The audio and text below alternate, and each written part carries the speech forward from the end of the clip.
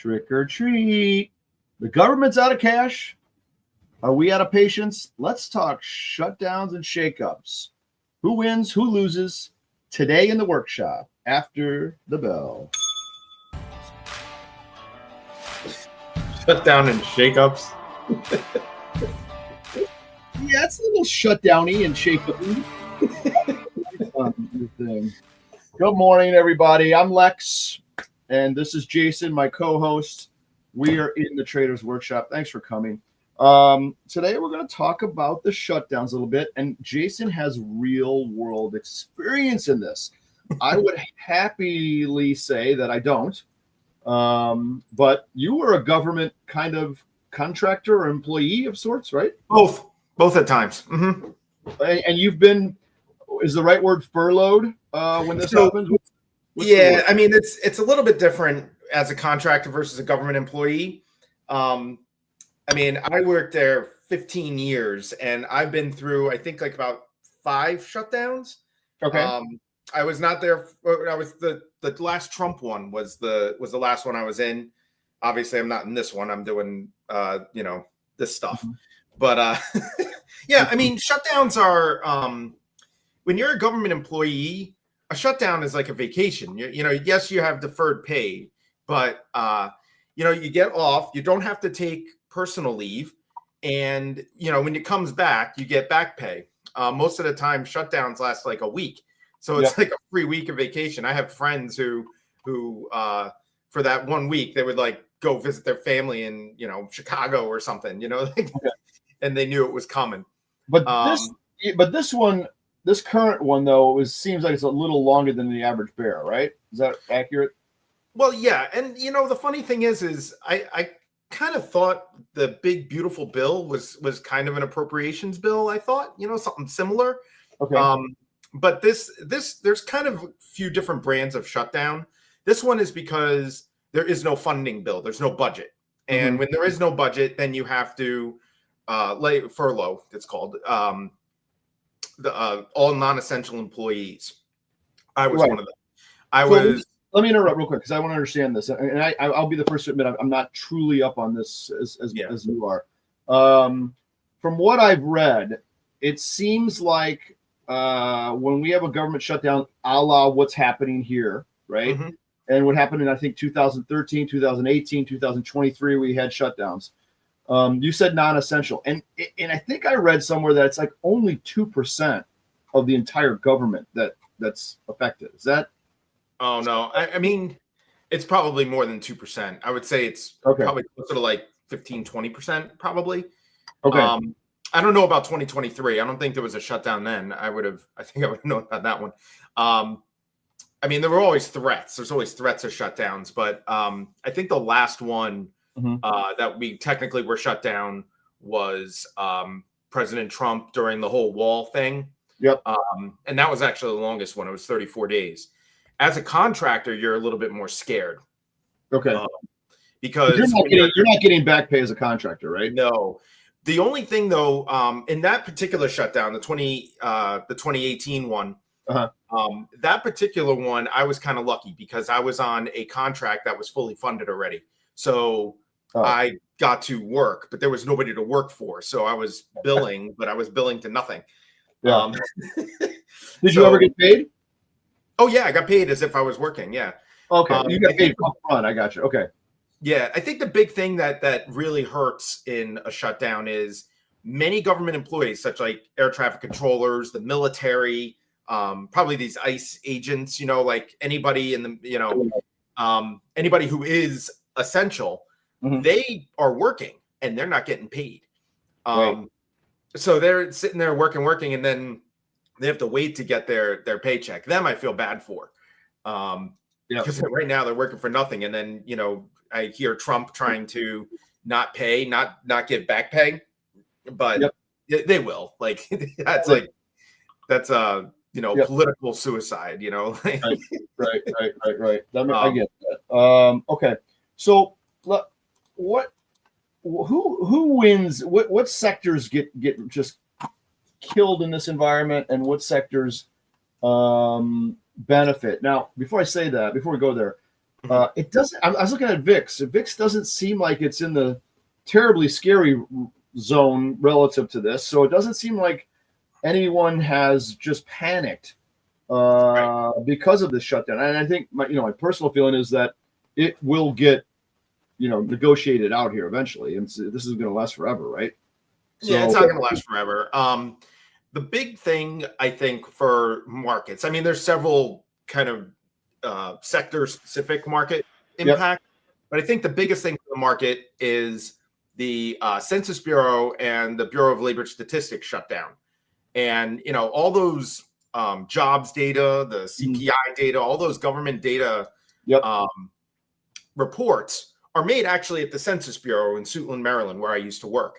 Okay. And when the shutdown happens, they all get furloughed, and there's nobody collecting the surveys, administering the surveys, and all the Bureau, Department of Labor, Department of Commerce, they all contract to the Census Bureau, and so the Census Bureau is in charge of getting all that data. Yeah. So even if the shutdown ends relatively soon, you're probably not going to get a lot of the data because those surveys have not been processed. They haven't been put into their systems. And then the statisticians, which was my job, they had to go through the surveys, see if there's any outliers, see what trends there are, stuff like that, do some statistical analysis, seasonal adjustment, all that kind of stuff. So there's no time for all that to happen. The surveys right now are piling up in Jeffersonville, Indiana. Nobody's processing them. Nobody's doing anything with them. So even if the government reopens, I don't think you're going to get very reliable economic data at all, for a little bit until we kind of meld this back in. So they won't go back and say, if they missed an announcement on CPI or something, they won't go back and say, oh, by the way, 3 weeks ago, CPI would have been this. They will not do that. They will do that at the next report usually. I got you. Okay. Yeah. So like, how they do like those back revisions, and so the reports will be pretty substantial, especially since we're looking at a trend of rising inflation and rising unemployment. You don't want to be surprised 2 months from now and say, okay, by the way, unemployment's now 5%, and it was getting there for the past 3 months. Okay. It's kind of makes sense. Yeah. So that's kind of I got you. Let me give you some of the sectors that I think get hurt. Okay, you tell me yay or nay. So the ones I think get hurt temporarily: aerospace and defense. Okay. So I'll go through the list and we'll go back to them. Federal contractors, IT services, those sort of things we talked about. Travel and airlines, because TSA is affected. Economic data dependent plays, banks, macro sensitive ETFs, those sort of things, right? What else generally gets kind of hit a little bit in terms of a sector? Anything else?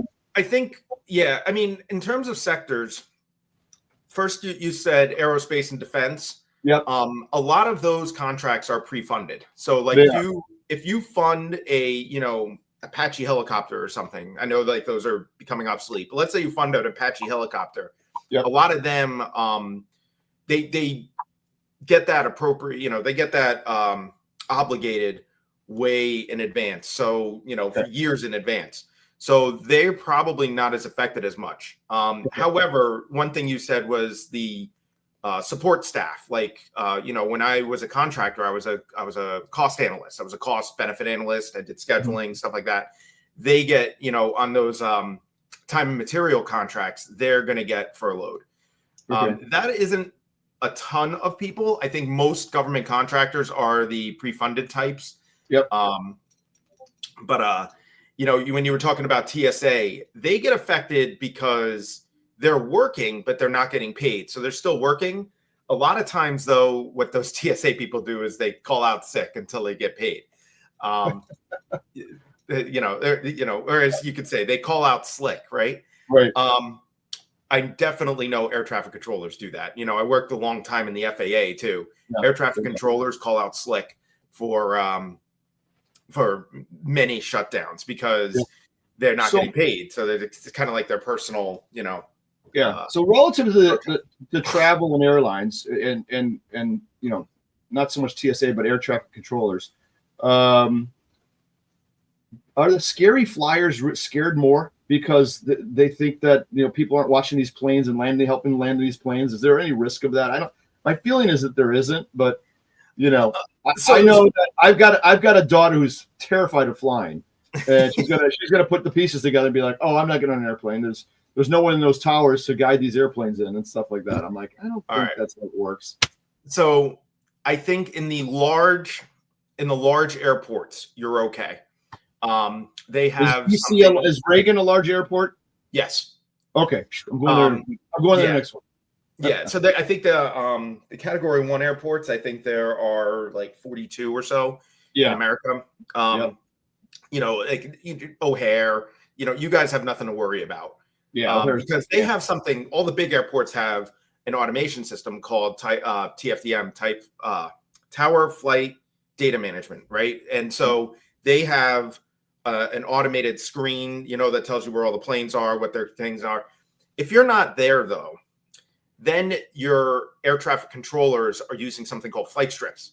And they're these like little tape things that tell you what flights are due. They get put into these plastic slots, and you have to remember which plane is which from the tower. So you're sitting there like, okay, I remember this there, this there. If you're fully staffed, these guys are really good at it. Like I'm amazed. I could not memorize that United Air flight, that United plane, and that United plane, and that United plane. Like I don't remember which one is what call number, but these guys are really, really good at remembering that. Yeah. But if you have a shortage in those air traffic control towers, which are the first to get hit by people calling out slick, they'll get called up to the big leagues. Yeah. If you're there, then you might, the pilot might get a little message that says, the air traffic control tower is currently out of service due to understaffing. Basically, good luck. Take off at your risk. Right. So here's a question we got. Someone's asking if one of these sectors that got hurt kind of sold off a little bit, and you're still a believer in the sector, and pick the stock, doesn't matter what it is. Let's say it's an airline. Let's pick I don't know, Delta. And you feel that Delta unjustly got hit a little bit. What kind of options trade can you do to take advantage of a rebound? What's a good trade to think about doing there? I think I got one of my favorites. And I'll tell the audience straight out. I am not a massive fan of saying, okay, Delta's going to rebound. I'm going to just buy calls, upside calls, and let them ride and let them rip. It's just not my style as a retail person. I just won't do that. I have a different play. But what do you have any thoughts on that? What kind of trade you'd like to do that kind of makes the most sense to you, and why? Yeah. So I think the thing that from my historical kind of outlook, and this is not so much like about government shutdowns, it's more about behavior of investors. I don't think Delta Airlines is getting hit right now. I think what happens is they come out with their earnings and they say, next quarter, we're probably going to have lower profits because of the shutdown. We weren't able to take off as many planes. We had to cancel more planes. And then, the stock takes a hit then. And then the next earnings report will be nice because, the expected hit happened. Usually they overestimate that expected hit. So, I think the thing to do is if an airline gets hit, buy the dip after the earnings. that's my right. But that's a straight stock play, right? Buy the dip on that one. What would you do in options to take advantage of it? And let's pretend that you're suggesting, where this isn't financial advice. I got to be careful about that. You're suggesting a pretty good trade, good risk reward metrics. I would tell the audience that if you're thinking about options and trading options, okay, there's so many, just tons of strategies to do, right? And you could certainly buy a call or sell a put. Okay.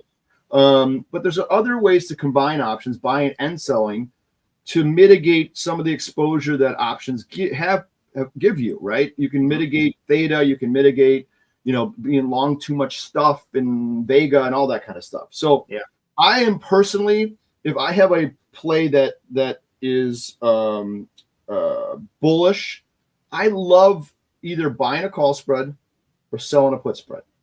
Okay. To me, they're the same thing, just different sides of the coin. Right. And why do I like that? Because you know what? I'm not going to get too hurt on it, really, if I'm wrong. Right. It's not going to go to zero quickly. I'm not going to make $1 zillion, but in my career, we were always what I call bunters. We tried to hit singles, bunt, and get on base. Right. We were very systematic about edge accumulation. Right. And to me, I think that those sort of spreads that are risk defined and profit defined are for bunters and for people who want to be consistent and just get on base, great on base percentage. Any thoughts there on that? What I just said? And I'm trying to absolutely. But I can't get this stupid thing to work. I have several thoughts actually. The first thing is that I always recommend buying a call spread instead of buying a call. And the reason why, tell us why. I'm glad you said that. Tell us why. Because first of all, a lot less risk. Second of all, the gamma is a lot higher. So you're going to realize your gains a lot faster.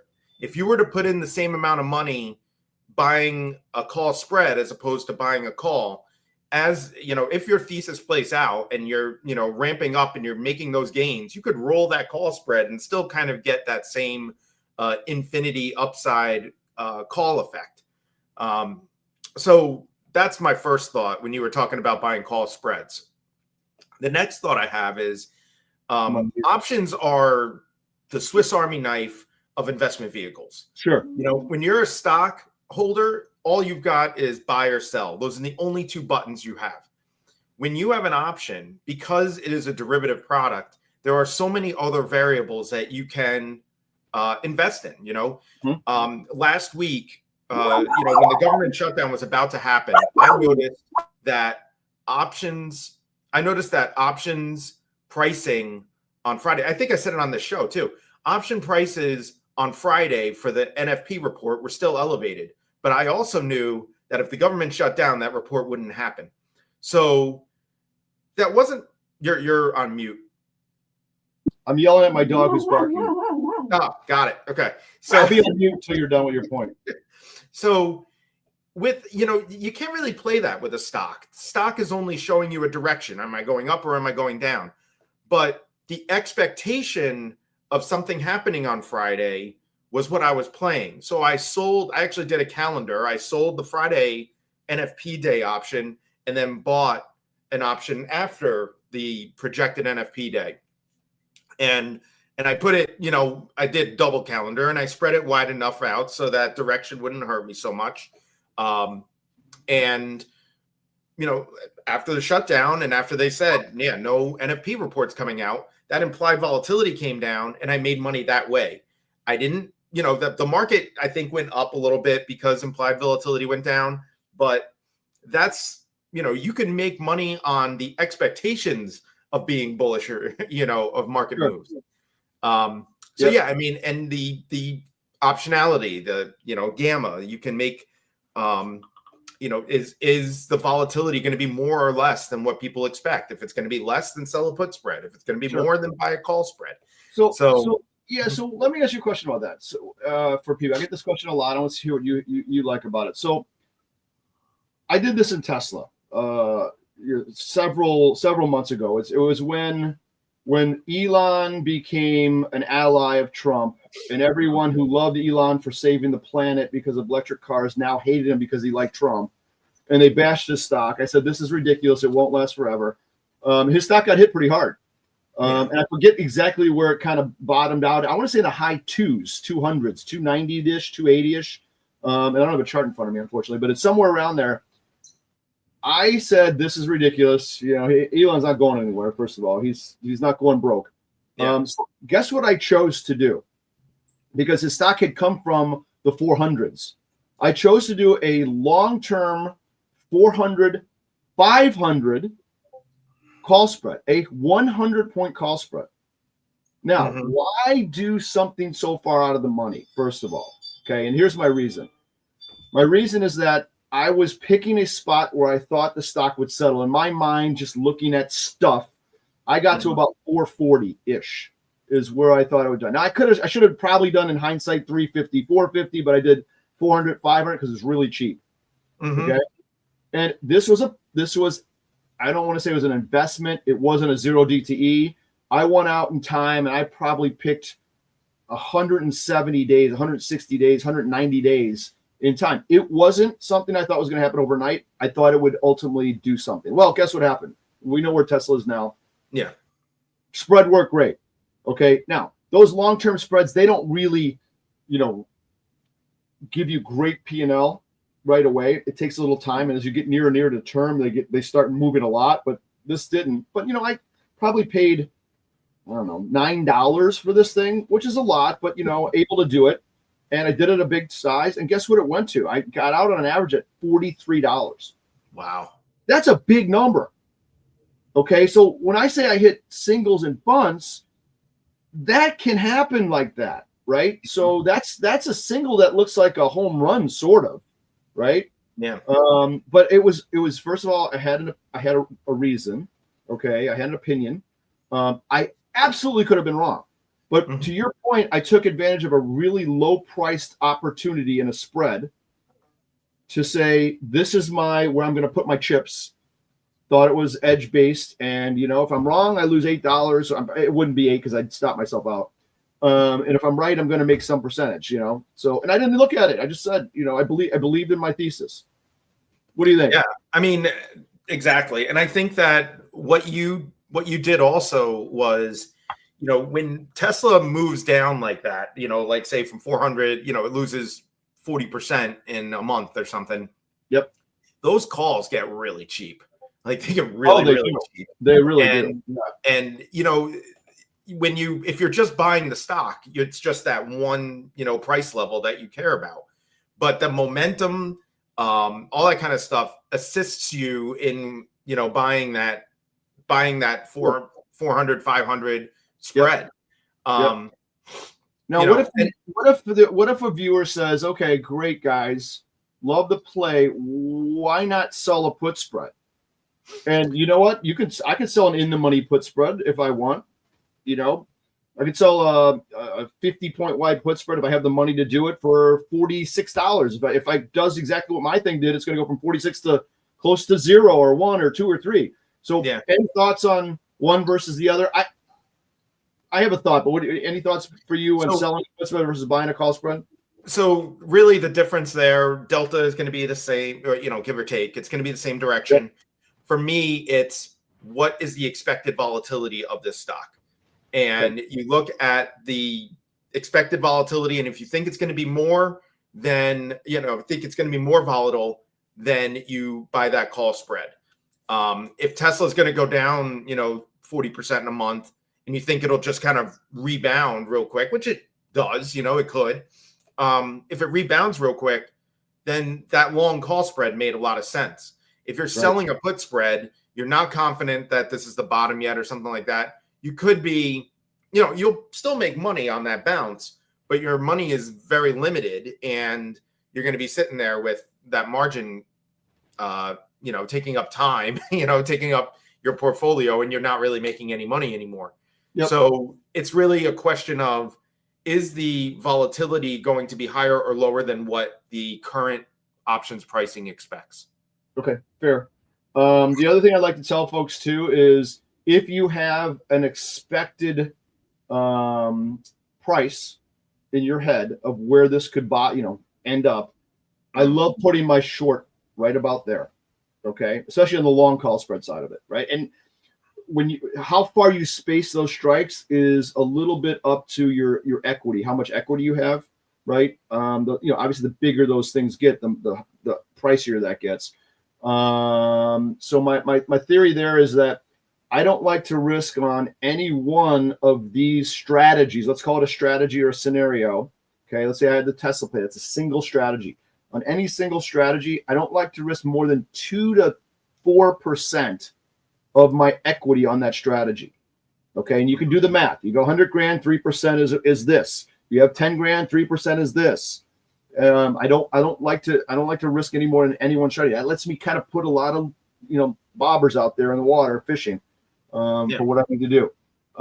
Someone can argue it's 5%. Okay, I'm not gonna debate that whether it's 3 or 5. But my rule of thumb is right around 3. I could argue. I could say yes to 5 too. So that's how you can decide how wide that strike can be based on that 3 to 5%. So it's always a good bobber and line to have. Go ahead. Yeah, for me, the width of your fly or your call spread even depends on how far out your trade is. Like if your trade is 3 months out, I'd be more apt to do, like on Tesla, I guess, I'd be more apt to do like 100-point spread, because then you realize your gains. If you're right, but your timing isn't quite right? Yep. Like it happens sooner, you realize more gains that way. Sure. And timing is really the hardest part of anything in the market. So yeah, that's a good point. Let's close it with that real quick on a butterfly. I've got another question on that. So what about butterflies? Well, here's my theory on butterflies. I love butterflies. If you knew exactly where a stock's going, butterflies is the best trade you can make, right? Because you can pin that short right on where you think it's going. I love it.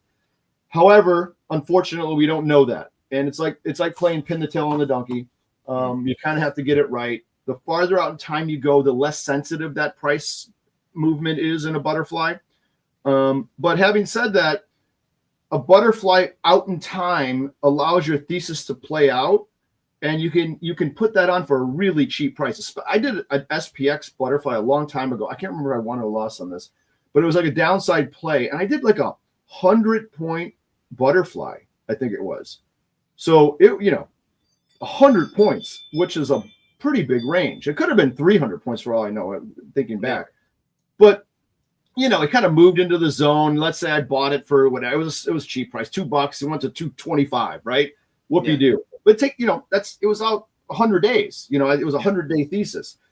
That takes a little time. So I like your idea. You can spread those strikes out. You can get much cheaper prices in there and let your play kind of marinate, as it were. Right. Yeah. Another reason why I really like butterflies is, let's say you have like a 3-month thesis, but you kind of think, we're going to kind of trend up, but I'm not quite sure we're going to trend up in a straight line. Right. We're going to maybe there's some kind of, Trump Truth Social thing, and the market sells off first. Right. And your butterfly's hanging out up there, but you're still confident in your bullish thesis. Like you still think that butterfly will pay. Instead of, like when you're stock, you do that dollar cost averaging where you, buy more stock at a cheaper price and, hope to get more gains that way. My favorite adjustment is if the market goes against you a little bit, but your thesis is still intact for whatever reason your thesis is still intact. I love selling the profitable wing of the butterfly. So like if you have like a bullish butterfly, it has 2 wings. It has the bullish wing, which is the one you're trying to make money on, and the bearish wing, which is kind of, you could almost say, your risk.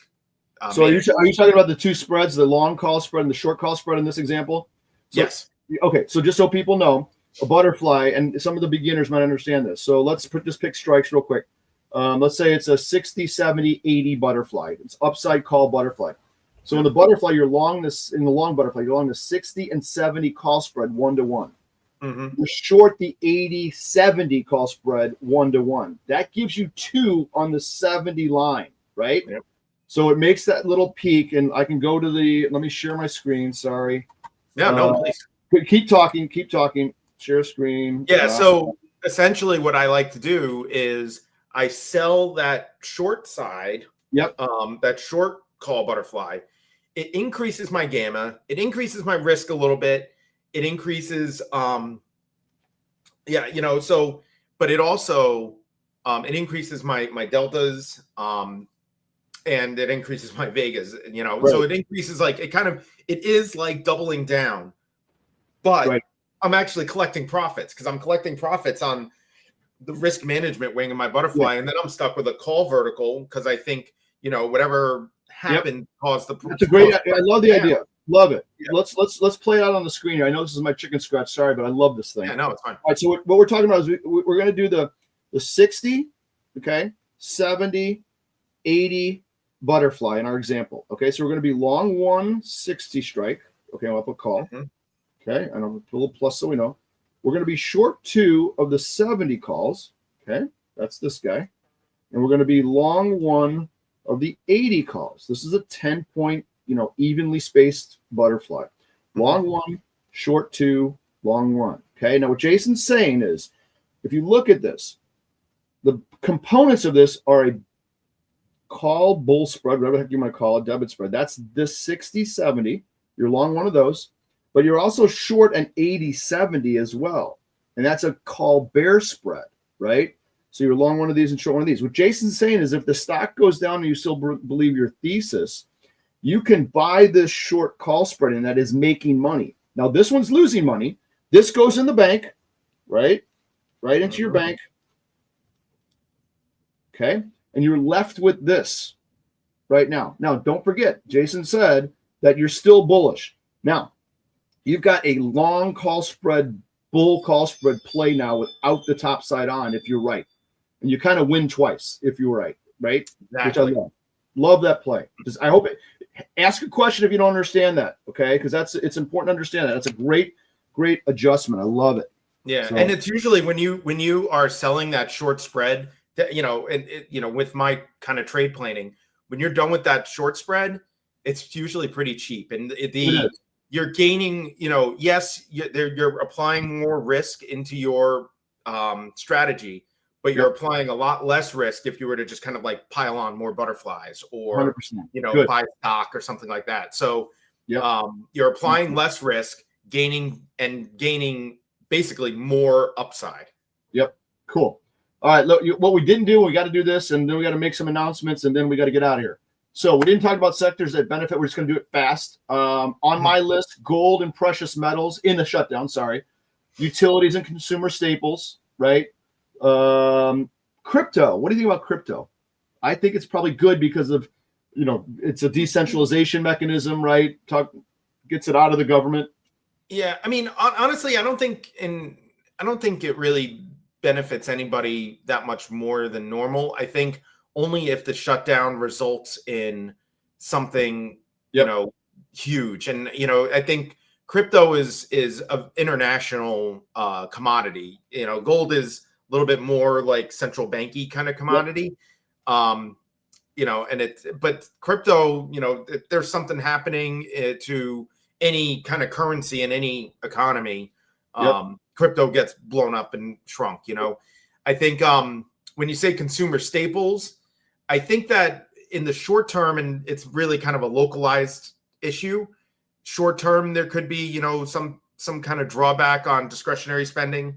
But like I said, if you're a government employee and you got furloughed and there's hundreds of thousands of them, they're taking vacations, buy that airline, right? Yeah, right. I know. I'm with you. I like that. So it doesn't seem like the market's too scared about it. I know we're having probably a little down day today, but it really hasn't gotten hit that bad. I think it would have to extend a long time. Okay.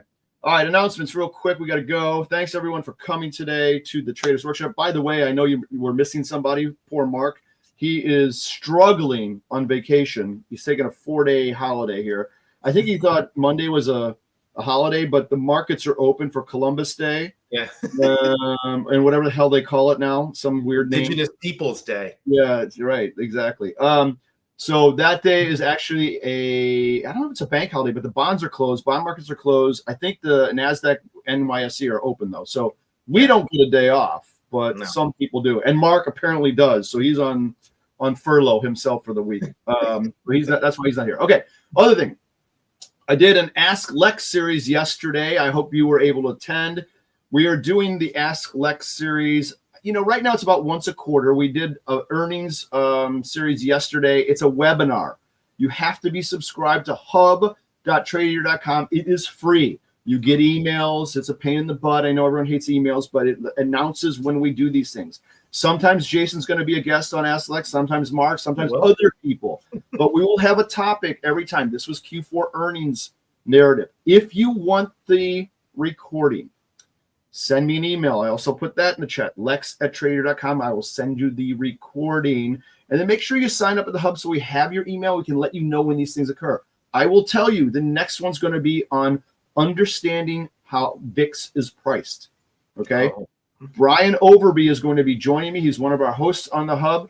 We are going to break that down. It's very interesting, and it's not what you think. VIX is a little bit complicated because every one of those months has its own feature attached to it. So we're going to talk about contango and backwardation and all kinds of cool things. Stay tuned for that. It's going to be toward the holiday season in a couple few months. Okay. Yeah, so if you're an option trader, that's an important one to attend. It's an important one. Yes. Jason, give us a plug on Adeum and vol.land, please. Sure. www.vol.land for dealer positioning data, and www.addeumfunds.com, ADDEUMFUNDS.com. It's an RIA that specializes in using options to control the risk of your equities portfolio. Awesome. All right, everybody. Good. Thanks for coming. Have a great weekend. For Mark's sake, happy trading. Jason, I'll talk to you later. Everyone do well, and we'll see you next time on Traders Workshop.